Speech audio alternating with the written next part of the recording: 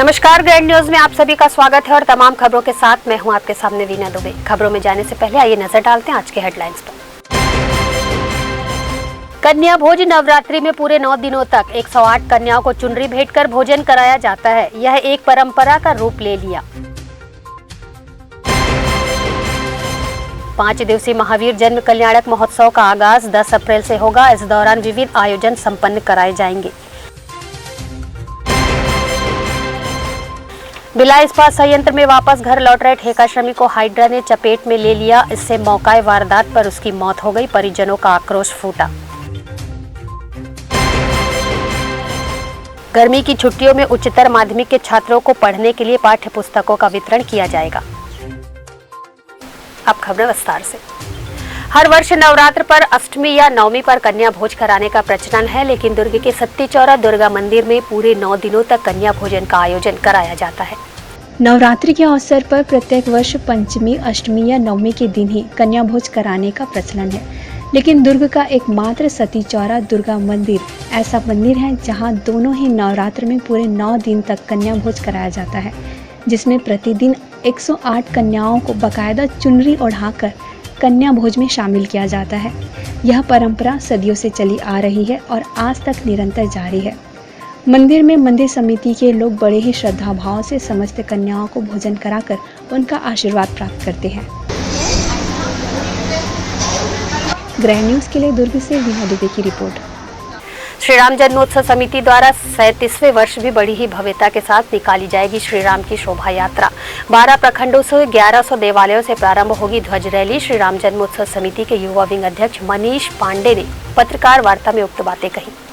श्री रामनवमी उत्सव के इस आयोजन को भव्य बनाने के लिए सभी तैयारियां पूरी कर ली गई हैं। आयोजन रामलीला मैदान पावर हाउस में आहूत है। 2 वर्ष कोरोना काल की वजह से इसका आयोजन नहीं किया गया था। मनीष पांडे ने बताया कि श्री राम जन्मोत्सव समिति का नाम वर्ष 2018 में हुए आयोजन की भव्यता को देखते हुए वर्ल्ड बुक ऑफ रिकॉर्ड में दर्ज किया गया था। उन्होंने यह भी बताया कि इस वर्ष के आयोजन में मुख्य वक्ता के रूप में भाजपा के राष्ट्रीय सचिव सुनील देवकर होंगे। वहीं समिति के संरक्षक पूर्व विधानसभा अध्यक्ष प्रेम प्रकाश पांडे एवं पाटेश्वर धाम बालोद के संत महात्यागी श्री राम बालक दास अतिथि के रूप में उपस्थित रहेंगे। समिति के प्रांतीय अध्यक्ष रमेश माने ने बताया कि विभिन्न प्रखंडों से निकली झांकियों को सभा स्थल में पुरस्कृत भी किया जाएगा। श्री राम जन्मोत्सव समिति का आयोजन सन 86 से चल रहा है और ये 37वां वर्ष है। राम मंदिर के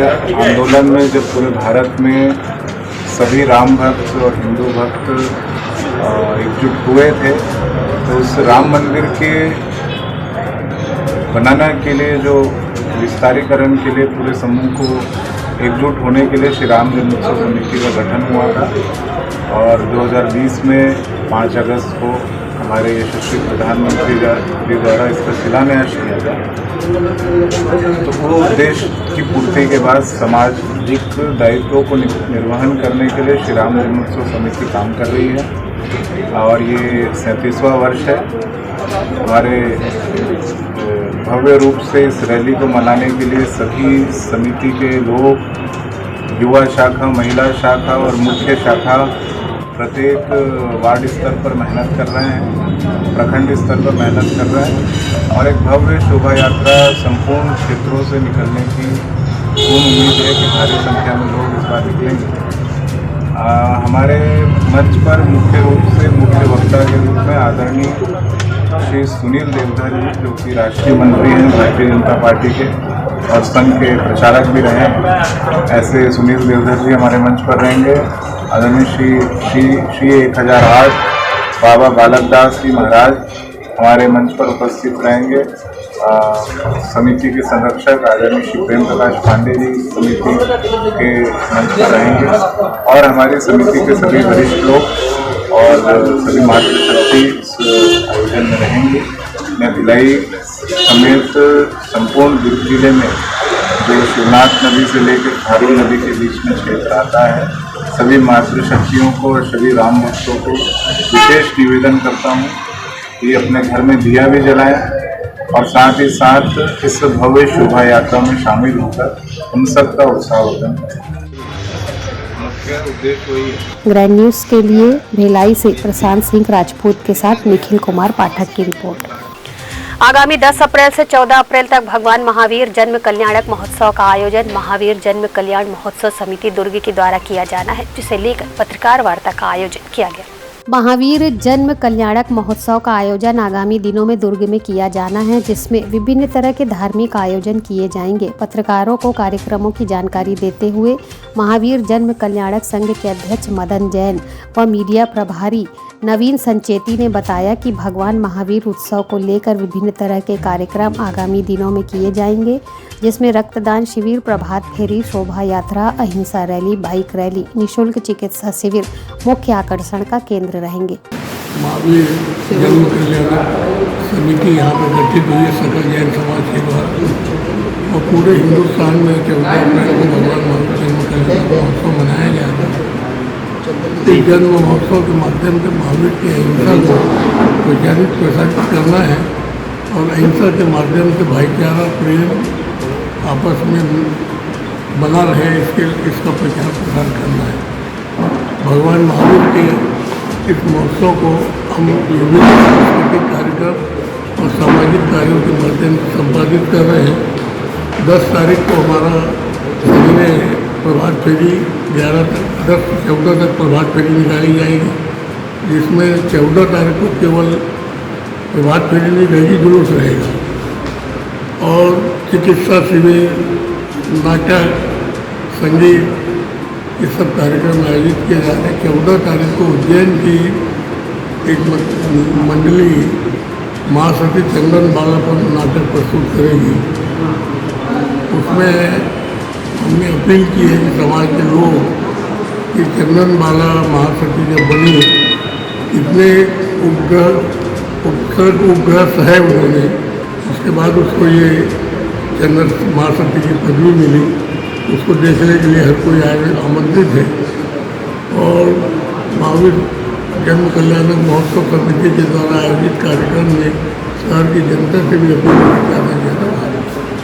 उनका 2621वां जन्म कल्याणक महोत्सव सकल जैन समाज के बैनर तले दुर्ग शहर के अंदर में मनाया जा रहा है। विभिन्न सामाजिक, सांस्कृतिक और साहित्यिक कार्यक्रमों के माध्यम से, सेवा के विभिन्न कार्यक्रमों के माध्यम से 5 दिवसीय यह आयोजन हमारा चालू होने वाला है। 10 तारीख से यह आयोजन प्रारंभ होगा और 10 तारीख के जो है जैन समाज के सभी संघ मिलकर भगवान महावीर की आराधना करेंगे, नवकार महामंत्र का ध्यान करेंगे और सामायिक एक तप होता है, उस सामायिक तप की आराधना करेंगे। उसके बाद में एक आम्बिल, हमारे में एक आम्बिल तप होता है, एक आम्बिल तप की आराधना होगी, जिसमें 1008 आम्बिल करने का लक्ष्य रखा गया है। इसके लिए जो है जैन समाज के घरों घरों में जाकर हमने इसका प्रचार प्रसार किया है कि अधिक से अधिक संख्या में आप उसका आम्बिल करने का लक्ष्य रखें। उसी दिन जो है अहिंसा बाइक रैली का एक आयोजन किया जा रहा है, जो नदी रोड स्थित नसिया जी तीर्थ है, वहाँ से जो है अहिंसा बाइक रैली निकलेगी, जो शहर के विभिन्न क्षेत्रों से होते हुए पूरा शहर भ्रमण करेगी और गंज मंडी प्रांगण में इसका समापन होगा। ग्रैंड न्यूज़ के लिए दुर्ग से वीना दुबे की रिपोर्ट। गजेंद्र श्रीवास्तव प्रोडक्शन तले बनी छत्तीसगढ़ी फीचर फिल्म व मनीष मानिकपुरी निर्देशित मार डारे मयामा का आज भिलाई 3 के मुक्ता छविगृह में भव्य प्रीमियम का आयोजन किया गया। इस दौरान फिल्म के कलाकारों को देखने के लिए भारी संख्या में लोगों का हुजूम उमड़ पड़ा। फिल्म के कलाकार भी सभी से अपनत्व के साथ मिल रहे थे। पहली छत्तीसगढ़ी फीचर फिल्म मार डाले मयामा को अपने गृह राज्य से पूर्व ही अमेरिका में रिलीज किया गया और वहां उसे अच्छा प्रतिसाद मिल रहा है। आज शुक्रवार को इसका ग्रैंड प्रीमियर छत्तीसगढ़ में किया गया। भिलाई 3 के मुक्ता टॉकीज में भारी भीड़ के बीच छत्तीसगढ़ के सुविख्यात कलाकारों को अपने बीच में पाकर फिल्म रसिक काफी खुश दिखाई दिए। पद्मश्री अनुज शर्मा, नवलदास मानिकपुरी, फिल्म की अभिनेत्री, फिल्म निर्माता गजेंद्र श्रीवास्तव, हिंदी व छत्तीसगढ़ी फीचर फिल्म के प्रख्यात निर्देशक मनीष मानिकपुरी की एक झलक के लिए लोग आतुर दिखाई दिए। अनुज शर्मा के अभिनय व स्वर माधुरी की मुक्त कंठ से सराहना की गई। मनीष मानिकपुरी की कल्पनाशीलता से प्रभावित हुए। छोटा सा स्वागत समारोह यहाँ पे मुक्ता सिनेमास के द्वारा किया गया है। मैं सबसे पहले श्री अनुज शर्मा जी को आमंत्रित करना चाहूँगा। मुक्ता सिनेमास के श्री ललित जैन जी द्वारा उसको दर्शक देख करके बताएंगे स्वागत की लगा है। एक बार जोरदार तालियां श्री अनुज शर्मा जी के लिए। संगीत और पूरे यूनिट के जो काम है हमारे अनुज शर्मा जी सुपरस्टार और मनीष मानिकपुरी डायरेक्टर गजेंद्र जी। यहाँ पे हमारे फिल्म के प्रोड्यूसर अभी आ चुके हैं श्री गजेंद्र श्रीवास्तव जी। मैं चाहता हूँ फिल्म के प्रोड्यूसर एक बार जोरदार तालियों से स्वागत करना। देखिए, बहुत अच्छी वेल मेड फिल्म है। इस फिल्म को प्रोड्यूस किया है गजेंद्र श्रीवास्तव जी ने और उन्होंने फिल्म को अच्छा बनाने में कहीं कोई कसर नहीं छोड़ी है। मनीष मानिकपुरी ने इसे डायरेक्ट किया है, इस फिल्म को एडिट किया रितेश दास ने है। और मनीष एक पहली छत्तीसगढ़ी फिल्म लेके आया, लेकिन आप जब देखेंगे तो आपको ये लगेगा इस फिल्म को देखने के बाद कि छत्तीसगढ़ी फिल्में अब एक काफ़ी ग्रेड ऊपर चली गई है कि आप एक छत्तीसगढ़ी फिल्म बस आपको लैंग्वेज से लगेगी, बाकी टेक्निकली आपको किसी भी बड़े फिल्म से आप उसका मुकाबला कर सकते हैं, ऐसी फिल्म नहीं है। तो मनीष ने बहुत बढ़िया काम किया है। दीक्षा जी मेरे साथ है हीरोइन के तौर पे और म्यूज़िक इस फिल्म का बहुत हिट हो चुका है और लोगों का जो रिएक्शन आ रहा है फिल्म को देखते वक्त वो बहुत कमाल का है। मुझे ऐसा लगता है ये फिल्म बहुत शानदार है। जय जवान छत्तीसगढ़। पहली बार मैं छत्तीसगढ़ में यहाँ पे डेब्यू करने जा रही हूँ और आज तो प्रीमियर शो है। मैं बहुत नर्वस हूँ, उसके साथ एक्साइटेड भी हूँ। फिल्म इससे पहले हमने कंप्यूटर में काफ़ी बार देखा पर बहुत ही बड़ी स्क्रीन में इसको देखा और बाकी आप लोग कितना प्यार देंगे ये इसको लेके थोड़ा सा मैं नर्वस हूँ और मैं आशा करती हूँ कि आप लोग मुझे बहुत प्यार देंगे मेरे एक्टिंग के ज़रिए। आपको मैं पसंद आऊँगी और इतना ढेर सारा प्यार हमें हमेशा दीजिए ताकि मैं यहाँ पे बस जाऊँ। मैं लिप्सा मिश्रा हूँ, उड़ीसा से बिलोंग करती हूँ। अनुभव पहले भी बहुत अच्छा था जब हिंदी बनाई थी मैंने और अनुभव अब भी बहुत अच्छा है। फिल्म मेकिंग में ऐसा कुछ डिफरेंस तो होता नहीं, लैंग्वेज ही होता है। मैंने हिंदी में पहली फिल्म बनाई, बाद में अभी छत्तीसगढ़ी की पहली फिल्म है, तो बस लैंग्वेज चेंज हुआ, ग्रामर तो वही होता है। फिल्म वैसे नहीं बनती है जैसे हिंदी बनती है, वैसे छत्तीसगढ़ी बनती है, वैसे देखने को मिली आपको। और अनुज के साथ में मेरा बहुत अच्छा एक्सपीरियंस रहा। बहुत स्वीट इंसान है वो। लोग उनके नाम पे लोग बोलते हैं कि काफ़ी पद्मश्री है तो वो इंटरफेयर करते हैं, एटीट्यूड करते हैं। मुझे पहली फिल्म करके ऐसा बिल्कुल नहीं लगा। उन्होंने जिस कदर मुझे सपोर्ट किया, जैसा कोऑपरेट किया फिल्म मेकिंग के दौरान, तो दैट वाज ट्रेमेंडस। बहुत अच्छा अनुभव रहा और हमारी जो फिल्म है बड़ी फिल्म मानी जाती है।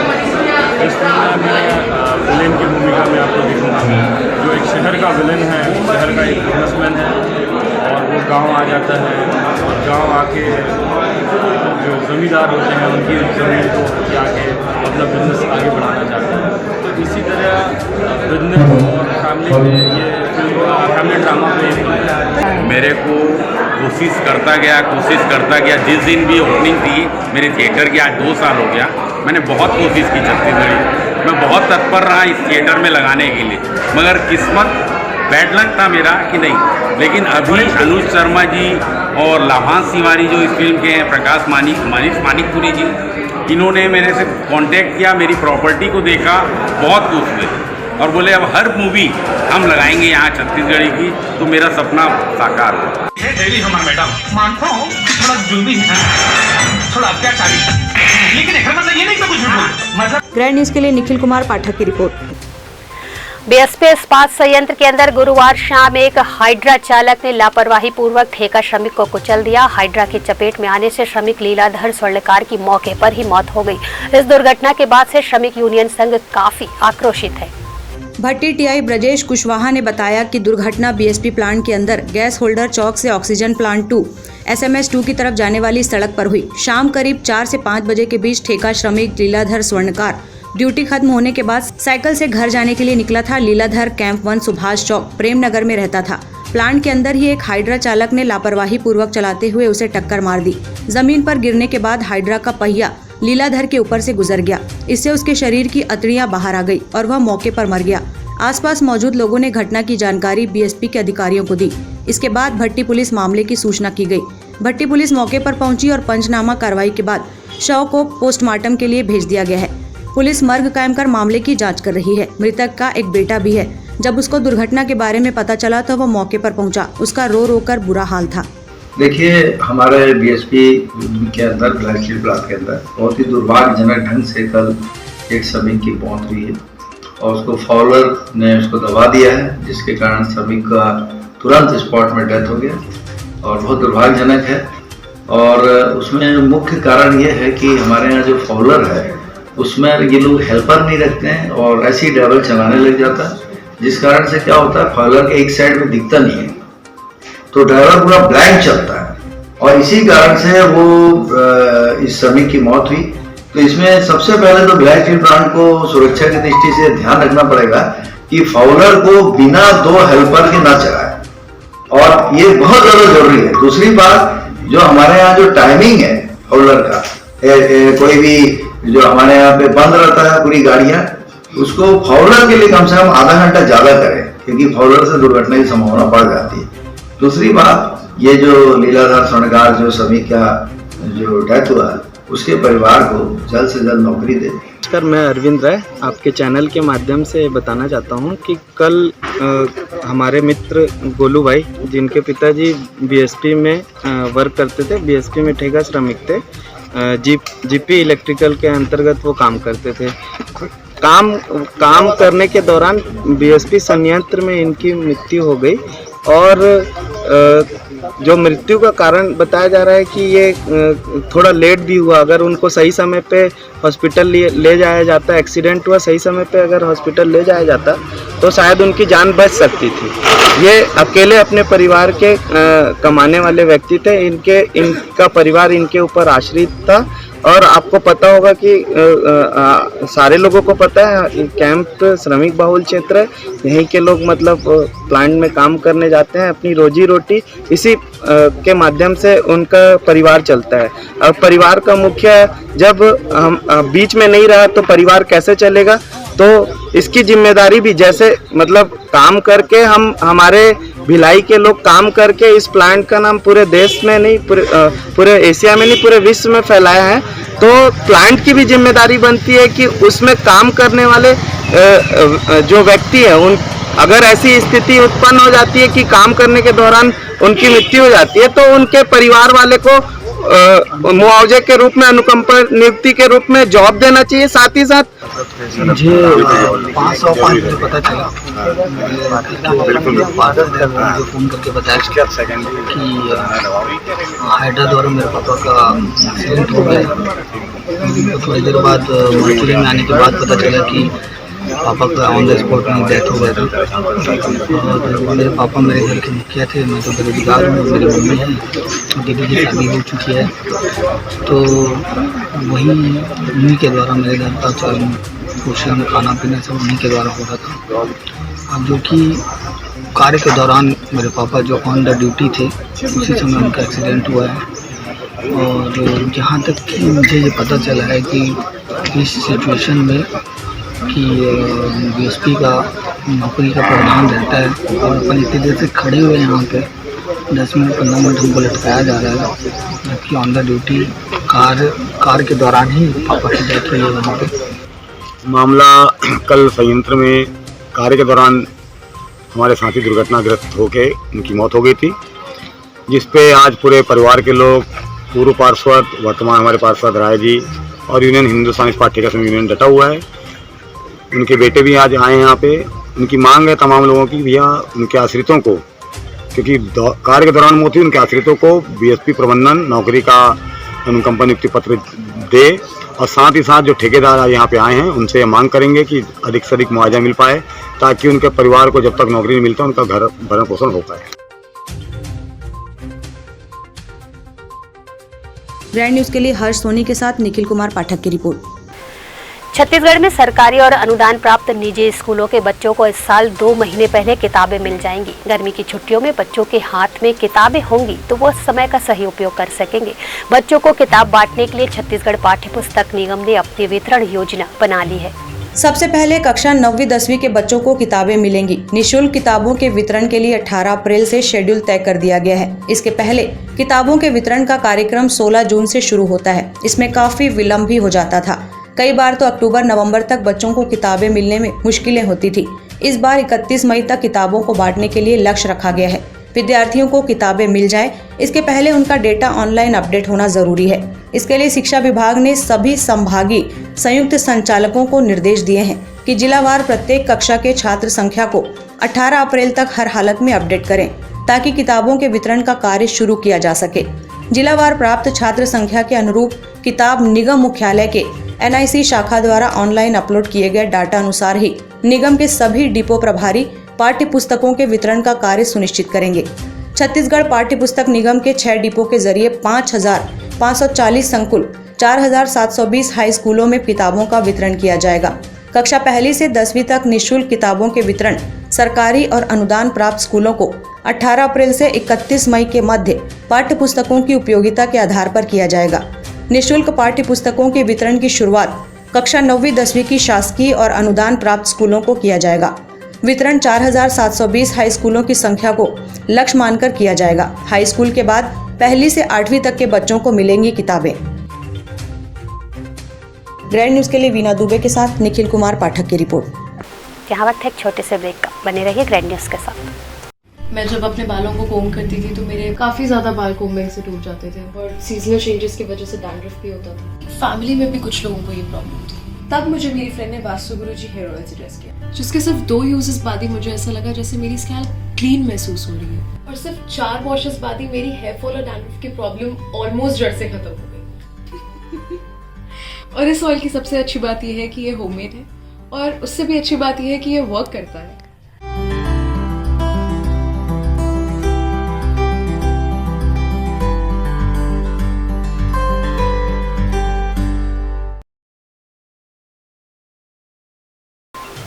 ब्रेक के बाद आपका स्वागत है। नगर पालिक निगम सीमांतर्गत पुलगांव गोकुल नगर स्थित गौठान पहुंच दिवस कार्यक्रम में कलेक्टर डॉक्टर सर्वेश्वर नरेंद्र भूरे, आयुक्त हरीश मंडावी, नोडल अधिकारी व जिला पंचायत मुख्य कार्यालय अधिकारी अश्वनी देवांगन गौठान पहुंच कार्यक्रम के तहत गुरुवार को गोकुल नगर पहुंचे। इस दौरान स्वास्थ्य अधिकारी गिरीश दीवान मांझी, पंकज साहू, नोडल अधिकारी जावेद अली के साथ उन्होंने संपूर्ण गौठान का भ्रमण कर सभी उत्पादों का बारीकी से अवलोकन किया। गौठान पहुंच दिवस कार्यक्रम के दौरान जिलाधीश सर्वेश्वर नरेंद्र भूरे पुलगांव स्थित गोकुल नगर गौठान पहुंचे, जहां उन्होंने गोबर से बनने वाले वर्मी खाद की प्रक्रिया, पीट की संख्या, गोबर खरीदी की मात्रा की जानकारी ली। इस मौके पर कलेक्टर ने सुझाव दिया कि खाद उत्पाद के लिए तैयार गोबर की छनाई में सुधार कर खाद की गुणवत्ता बढ़ावें। उन्होंने महिला स्व सहायता समूह द्वारा गौठान में तैयार किए जा रहे अगरबत्ती, मशरूम उत्पादन आदि की जानकारी ली। कलेक्टर डॉक्टर भूरे ने गोबर से बनने वाले अन्य उत्पाद की भी जानकारी ली तथा आय व्यय पंजी का भी अवलोकन किया। मुख्यमंत्री भूपेश बघेल की मंशा अनुरूप गौठान को संचालित करने तथा गौठान के हर क्षेत्र का अच्छे से उपयोग कर मुर्गी पालन, बतख पालन, दूध उत्पादन जैसे कार्य भी किए जा रहे हैं। गौठान में कार्यरत कल्याणी महिला स्व सहायता समूह को घरेलू उत्पाद को बढ़ावा देने लगातार विभिन्न कार्य भी किए जा रहे हैं। नोडल अधिकारी ने गौठान के संबंध में स्व सहायता समूह सुनीता घोष, गायत्री धोटे सदस्यों से चर्चा कर जानकारी ली। ग्रैंड न्यूज के लिए दुर्ग से वीना दुबे की रिपोर्ट। दुर्ग के जनपद पंचायत में स्पर्श हॉस्पिटल के द्वारा कर्मचारियों के लिए मेडिकल कैंप लगाया गया, जिसमें कि 125 से ऊपर कर्मचारियों का स्वास्थ्य परीक्षण किया गया। लोगों को स्वास्थ्य के प्रति जागरूक करने के लिए लगातार स्वास्थ्य शिविर का आयोजन किया जा रहा है। इसी कड़ी में दुर्ग जनपद पंचायत में स्पर्श हॉस्पिटल के द्वारा मेडिकल कैंप का आयोजन किया गया, जिसमें 150 से ज्यादा कर्मचारियों ने अपने स्वास्थ्य का परीक्षण करवाया व निःशुल्क दवाइयां भी प्राप्त की। आपको बता दें कि स्पर्श हॉस्पिटल के द्वारा पहले भी कई बार इस प्रकार के मेडिकल कैंप लगाए जा चुके हैं, जहाँ लोगों को काफी लाभ मिला है। कैंप के बारे में जानकारी देते हुए स्पर्श हॉस्पिटल के चिकित्सकों द्वारा मीडिया को कुछ इस तरह से जानकारी दी। आज स्पर्श मल्टी स्पेशलिटी हॉस्पिटल भिलाई एवं जिला पंचायत दुर्ग के देवेंद्र देशमुख जी जो अध्यक्ष हैं, उनके सहयोग से हम लोगों ने एक निःशुल्क कैंप का आयोजन किया, जिसमें कि स्पर्श हॉस्पिटल की टीम ने 70 से अधिक मरीजों को स्वास्थ्य लाभ दिया है, जिसमें कि मुख्य रूप से कार्डियोलॉजिस्ट डॉक्टर असलम खान साहब, डॉक्टर अर्पण जैन जो कि गैस्ट्रोएंटरोलॉजिस्ट हैं और शहर के एकमात्र फुल टाइम गैस्ट्रोएंटरोलॉजिस्ट हैं, डॉक्टर शशांक अग्रवाल जो कि डर्मेटोलॉजिस्ट हैं, एवं डॉक्टर अफ्ता कुरैशी जो कि स्त्री रोग विशेषज्ञ हैं। इन डॉक्टरों ने अपनी यहाँ पे न सिर्फ निःशुल्क जांच की परामर्श भी दिया एवं यहाँ पे दवाइयों का भी वितरण किया गया और छोटे मोटे जो ब्लड टेस्ट वगैरह थे इसकी भी सुविधा यहाँ पे थी। इससे अधिक चीज़ों की अगर ज़रूरत पड़ी तो उनको हमने कहा है कि हॉस्पिटल में आके और अधिक जांच की जा सकती है। तो ये पूरा कार्यक्रम जो था एक अभी समय के नीड के हिसाब से जिस तरीके से पिछले कुछ सालों में कोविड के द्वारा लोगों में विभिन्न प्रकार की बीमारियां और कई लोग जो है संकोच करके अभी डॉक्टर के पास नहीं भी आ पाते हैं गांव के लोग, तो इन लोगों को यहाँ पे इनकी निःशुल्क चिकित्सा शिविर में जांच और परामर्श किया। लगभग 70 से अधिक मरीजों की जांच अभी तक की जा चुकी है और भी लोग अभी आ रहे हैं, तो लगभग ये 90 से 100 लोगों के करीब यहाँ पे जांच की सुविधा हो पाएगी। नमस्कार, वेरी गुड मॉर्निंग। हम सभी स्पर्श हॉस्पिटल से यहाँ आए हुए हैं। आदरणीय देवेंद्र देशमुख जी जिला जनपद अध्यक्ष हैं, जिनके अध्यक्षता में या जिनकी देखरेख में, जिनके सौजन्य से स्पर्श अस्पताल मल्टी स्पेशलिटी हॉस्पिटल है से हम लोग यहाँ पर एक कैंप कर रहे हैं यहाँ पर, और अभी तक करीब करीब 70 मरीजों की जांच की जा चुकी है। हमारे साथ सभी स्पेशलिस्ट आए हुए हैं। डॉक्टर असलम है, कार्डियोलॉजिस्ट हैं। डॉक्टर अर्पण जैन हैं जो गैस्ट्रेंटोलॉजिस्ट हैं। डॉक्टर शशांक हैं, वो स्किन स्पेशलिस्ट हैं। और मैडम आफशा हैं, आफशा कुरैशी, वो गायनेकोलॉजिस्ट हैं। और हम सभी, मैं खुद पीडियाट्रिशियन हूँ, तो इस प्रकार हम लोग सब लोग मिलके एक बहुत अच्छा कैंप कर रहे हैं। ये इस जनपद के उससे सौजन्य से हम पहली बार यहाँ कर रहे हैं। काफ़ी सक्सेसफुल कैंप रहा है और काफ़ी मरीजों ने इसका लाभ लिया है। यदि मौका लगेगा तो हम आगे भी इस प्रकार की अपनी सेवाएं, जन सेवाएं, लोक कल्याणकारी सेवाएं देते रहेंगे इस क्षेत्र में। 7229229994। ग्रैंड न्यूज़ के लिए दुर्ग से वीना दुबे की रिपोर्ट। मरौदा मुख्य मार्ग चौड़ीकरण और नाली निर्माण का कार्य दुकानदारों की परेशानियों का सबब बनता जा रहा है। आज भी PWD के द्वारा स्थानीय दुकानदारों की दुकानों पर बुलडोजर चलाया गया। मरौदा पाटन मुख्य मार्ग चौड़ीकरण व नाली निर्माण से स्थानीय दुकानदारों को परेशानी का सामना करना पड़ रहा है। लोक निर्माण विभाग की निष्क्रियता व उदासीन रवैये का खामियाजा स्थानीय दुकानदारों को भुगतना पड़ता है। चौड़ीकरण के कारण जहां धूल के गुबार व हदों के कारण राहगीर परेशान हो रहे हैं, वहीं नाली निर्माण के लिए जगह जगह खुदाई का कार्य कर मिट्टी दुकानों के सामने छोड़ दी गई है। दुकानदारों की शिकायत है कि ग्राहकों को आने में असुविधा होती है, जिससे दुकानदारी प्रभावित हो रही है। दुकानदारों का कहना है कि कई जगह गड्ढा खोदकर छोड़ दिया गया है और कहीं सीमेंटीकरण का कार्य अधूरा पड़ा हुआ है। उनका कहना है कि नाली निर्माण के लिए अधिकांश दुकानदारों की लगभग आधी दुकानों को PWD द्वारा तोड़ दिया गया है। दुकानदारों की मांग है कि जिनकी आधी दुकान तोड़ी गई है, उन्हें प्रशासन द्वारा मुआवजा प्रदान किया जाए व जिनकी पूरी दुकानें इस कार्रवाई में तोड़ दी गई है, उन्हें व्यवस्थापित की जाए। टंकी मरौदा में पहले जो रोड बनना, चौड़ीकरण के माध्यम से नाली बनी, नाली एक साइड बना था, भी दूसरी तरफ भी शुरुआत की है। अभी मैत्री गार्डन से स्टेशन मरौदा की ओर जाने वाले रोड पर लगभग सारे व्यापारी प्रभावित हुए हैं। उसमें लगभग 100 दुकानें हैं जो प्रभावित है। कुछ दुकानें का तो पूरी दुकानें टूट गई है, किसी का 50% हुआ है, किसी का 40% हुआ है। इस प्रकार की समस्या है यहाँ पर। मुआवजा के लिए क्या बोलते हैं? मुआवजा कहीं पर किसी प्रकार की मुआवजे की बात नहीं हुई है।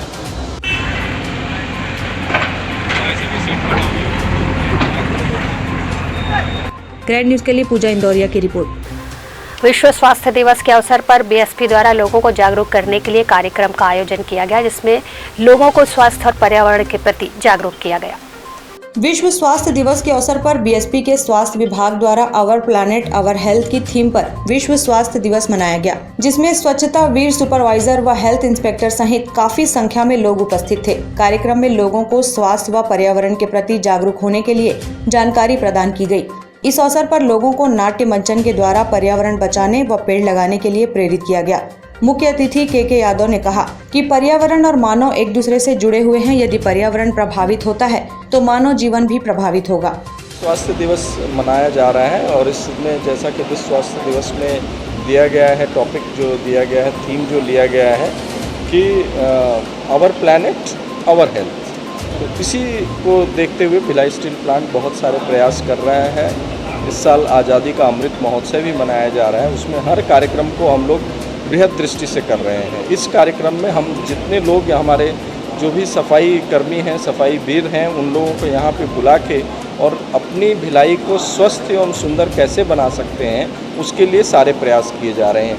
तरह तरह के माध्यम यूज़ किए जा रहे हैं, जैसे कि नाटक का माध्यम हो, प्रचार का माध्यम हो, होर्डिंग्स लगाना हो, घर घर जाके लोगों को बताना हो, वो सब करेंगे हम, जिससे कि हमारा प्लैनेट अच्छा हो सके और हमारा स्वास्थ्य अच्छा हो सके। Thank you.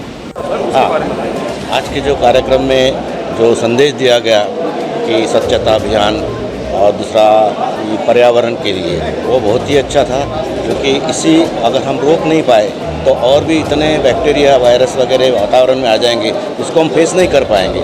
इसलिए स्वच्छता का ख्याल रखना बहुत ज़रूरी हो गया।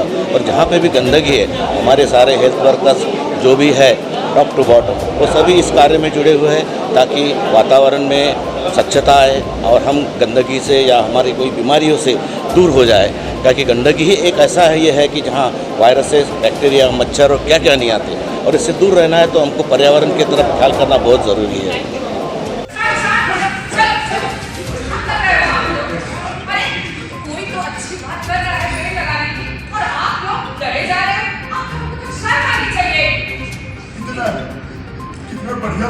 ग्रैंड न्यूज़ के लिए पूजा इंदौरिया की रिपोर्ट।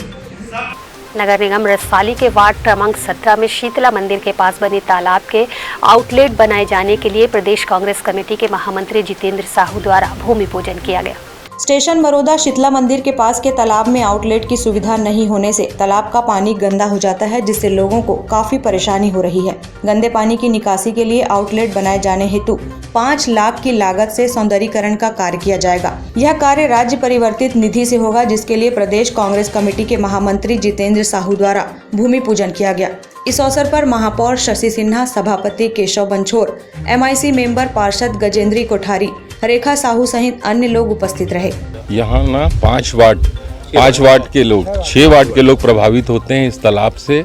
जो भी क्रियाकर्म होते हैं, अंतिम संस्कार के क्रियाकर्म होते हैं, उसके लिए इन 6 वार्डों में ये एकमात्र तालाब है जिसकी मांग बहुत दिनों से थी, बहुत पहले से थी कि यहाँ पानी गंदा हो गया है, निकलने का साधन नहीं है। तो आज महापौर जी जितेंद्र साहू जी के माध्यम से हाथों आज भूमि पूजन किया गया और जल्द ही तालाब साफ होके नया नहर का पानी इसमें भरा जाएगा। वैशाली नगर निगम में यहाँ कार्य किए जा रहे वार्ड 17 में जो पानी भरा हुआ है उनकी निकासी के लिए आउटलेट बनाएंगे और वार्ड वासियों को पानी की समस्या ना हो, इसलिए सफाई भी होगी और साफ पानी भी भरा जाएगा। पेयजल की समस्या है, यहाँ टंकी भी बना हुआ है, कहाँ पानी की मतलब ढलान कम है और ज़्यादा है, उसके लिए फिर निरीक्षण भी करेंगे और पानी की समस्या का जल्दी समाधान भी होगा। धन्यवाद। नगर निगम रिसाली, जो अपने नवगठित नगर निगम रिसाली, जिसमें वार्ड क्रमांक 17 का जो तालाब में जो आउटलेट का निर्माण कार्य का आज भूमि पूजन किया गया। हमारे साथ महापौर जी, सभापति, सभी क्षेत्रीय पार्षद और MIC मेंबर भी सब साथ में हैं और ये राज्य परिवर्तित निधि से इसका निर्माण होना है। ये बहुत दिनों ये मांग थी कि क्षेत्रवासियों का, क्योंकि ये यहाँ का पानी जो है इसमें आउटलेट नहीं होने के कारण पानी गंदा हो जाता था। इसके कारण लोगों को अपने दैनिक जीवन को निस्तारी करने के लिए बहुत तकलीफ होती थी और गंदा पानी होने के कारण थोड़ा सा स्वास्थ्य के लिए भी प्रभावित होते थे। इसलिए लागत करीब 5 लाख के आसपास का है और इस कैसे निर्माण होना है और आज से काम भी शुरू हो जाएगा। बहुत जल्दी क्षेत्रवासियों को इसका लाभ भी मिलेगा। मैं समस्त क्षेत्रवासियों को मैं बधाई, शुभकामना देता हूँ नवरात्रि पर्व का और ऐसे जो पुनीत कार्य हो रहे हैं उनके लिए। ग्रैंड न्यूज़ के लिए पूजा इंदौरिया की रिपोर्ट। भारत सरकार के खेल एवं युवा मंत्रालय के स्पेशल ओलंपिक भारत द्वारा कोविड महामारी के बाद खिलाड़ियों की फिटनेस के लिए विश्व स्वास्थ्य दिवस के अवसर पर दुर्ग के सेठ RC सुराना कॉलेज में विशेष एथलेटिक के लिए health screening national health fest for दिव्यांगजन का आयोजन किया गया।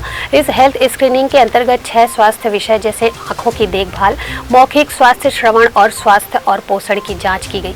कार्यक्रम में समाज सेविका रजनी बघेल व सांसद प्रतिनिधि पप्पू चंद्राकर दिव्यांगजन विशेष का उत्साहवर्धन करने पहुंचे। दिव्यांग विशेष बच्चे भी ईश्वर के संतान हैं, जिनको प्रेम, सम्मान, पोषण प्रदान करने की जिम्मेदारी ईश्वर ने हमें सौंपी है।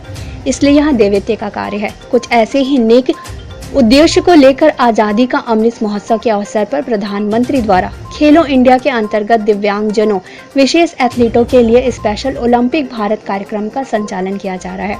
इस कार्यक्रम के अंतर्गत देश के 75 सेंटर पर लगभग 7,500 स्वास्थ्य व्यावसायिकों द्वारा लगभग 75,000 एथलीटों के स्वास्थ्य जांच का लक्ष्य रखा गया था।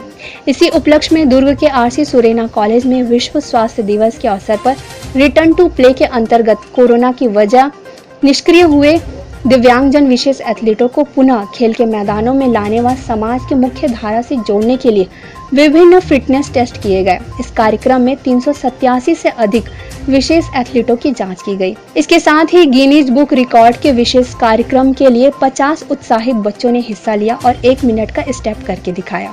इस आयोजन में शिक्षा विभाग, समाज कल्याण विभाग, कई समाज सेवकों का सहयोग इस आयोजन में देखने को मिला। इस आयोजन में दिव्यांगजनों के उत्साहवर्धन के लिए समाज सेविका व सांसद विजय बघेल की धर्मपत्नी रजनी विजय बघेल व सांसद प्रतिनिधि पप्पू चंद्राकर भी उपस्थित रहे और आयोजकों को शुभकामनाएं प्रेषित करते हुए कहा कि आज का आयोजन पूरा भारतवर्ष में श्रीमती जेपी नड्डा द्वारा आयोजित कार्यक्रम है। इसके अध्यक्ष वही हैं और यह कार्यक्रम बहुत ही अच्छा है क्योंकि दिव्यांग बच्चों के लिए इस तरह का कार्यक्रम होते रहना चाहिए।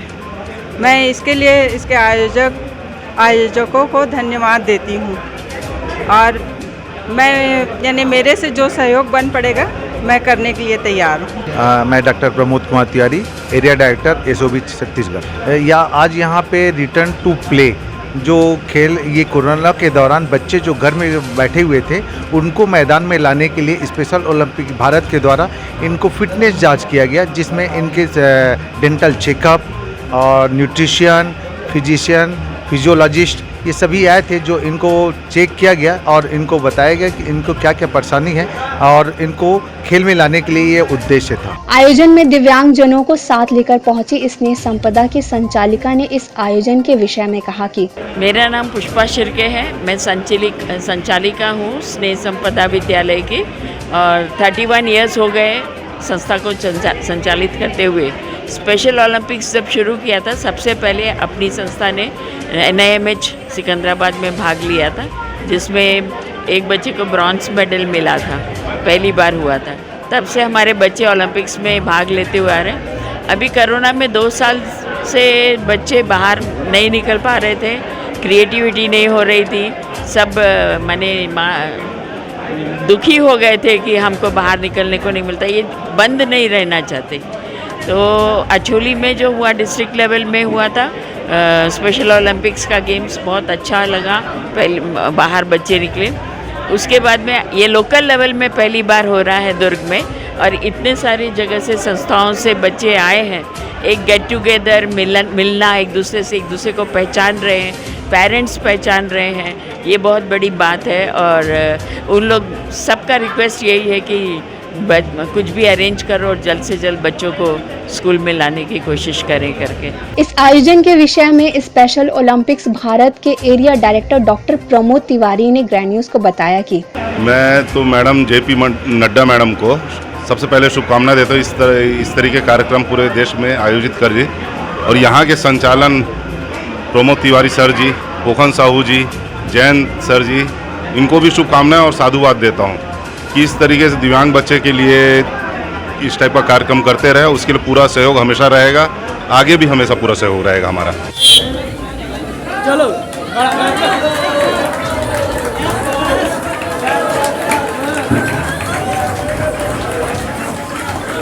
ग्रैंड न्यूज के लिए दुर्ग से वैभव चंद्राकर के साथ निखिल कुमार पाठक की रिपोर्ट।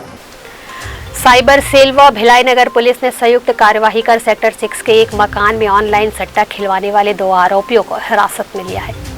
साइबर सेल प्रभारी गौरव तिवारी ने ग्रैंड न्यूज को बताया कि गुरुवार की देर रात सेक्टर 6 के सड़क avenue 1 quarter number 1 BK Baljeet Singh 38 वर्ष व सेक्टर 6 B मार्केट के M किशन राव 28 वर्ष को हिरासत में लिया गया है। दोनों आरोपियों के पास से 3 मोबाइल व 9,900 रुपए जब्त किया गया है। ग्रैंड न्यूज के लिए प्रशांत सिंह राजपूत के साथ निखिल कुमार पाठक की रिपोर्ट। ग्रैंड न्यूज बुलेटिन में फिलहाल इतना ही, मुझे दीजिए इजाजत, नमस्कार।